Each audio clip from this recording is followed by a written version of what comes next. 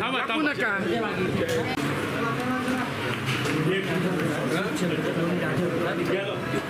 नाही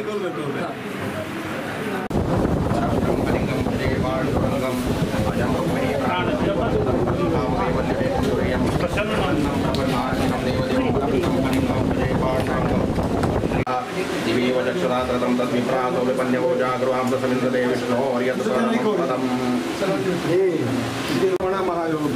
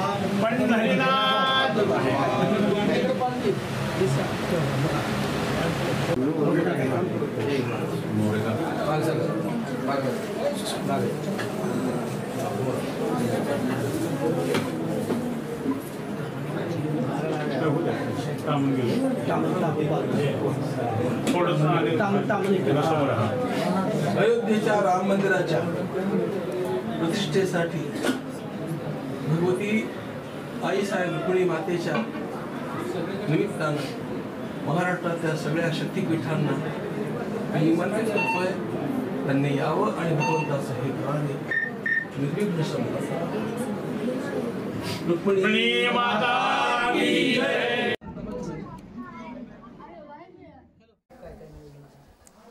बावीस तारखेला कार्यक्रम संपन्न होणार आहे, पण कार्यक्रम आरंभ होतो आहे 17 जानेवारीला.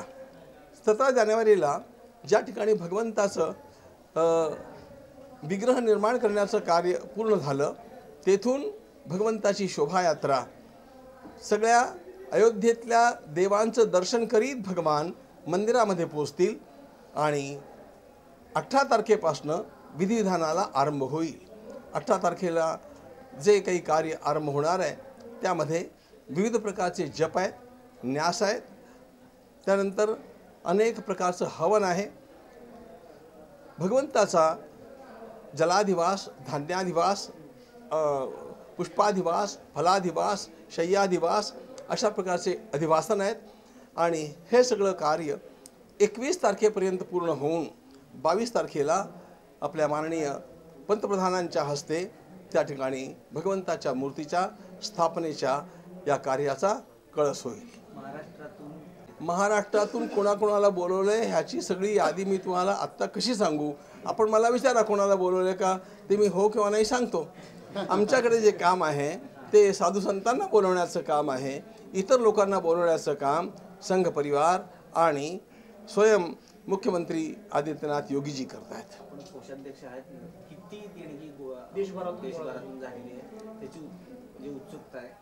समर्पणाच्या वेळेला एकूण 3,300 कोटी म्हणजे 3300 कोटी रुपये गोळा झाले आणि सामान्यतः 1400 कोटी रुपयांचा खर्च झाला या मंदिराच्या कामाकरता. त्यामध्ये अजून जो प्रस्तावित खर्च आहे तो पण मी धरलेला आहे. पण इतकं सगळं करून आता 3,900 कोटी रुपये म्हणजे 2,900 कोटी रुपये आमच्याकडे शिल्लक आहेत. याचा अर्थ मधला जो काही हा अंतराचा भाग आहे हे सगळं या भगवंताच्या समोर लोकांनी येऊन केलेलं समर्पण आहे. परदेशातून सुद्धा मोठ्या देणग्या येतात, त्याचे काहीतरी परदेशातून मोठ्या देणग्या आता यायला आरंभ होईल, कारण FCRAच्या परवानगीशिवाय परदेशातली देणगी घेता येत नाही. सरकार आम्हाला अपवाद म्हणून परवानगी देऊ इच्छित होतं, पण आम्ही ती नाकारली. याचं कारण राम मंदिराच्या अपवादामुळे आणखी अन्य लोकांना अशा प्रकारचं काहीतरी करून घ्यावंसं वाटेल. आम्हाला कुठलाही नियम मोडायचा नाही म्हणून. आणि त्या FCRAच्या नियमांच्या मध्ये असं आहे की कुठलाही ट्रस्ट स्थापन झाल्यानंतर 3 वर्ष पूर्ण होऊन त्या 3 वर्षाची बॅलन्स शीट जेव्हा दाखल केली जाते त्यानंतर त्यांचा विचार होतो. आम्हाला 3 वर्ष या वर्षाच्या 20 फेब्रुवारीला पूर्ण झाली, म्हणून त्यानंतर आम्ही आवेदन केलं. आवेदन लगेच स्वीकृत झालं, FCRAची परवानगी मिळाली आणि आता परदेशातनंही देणग्यांचा प्रवाह चालू झालेला आहे. पंढरीनाथ भगवान की.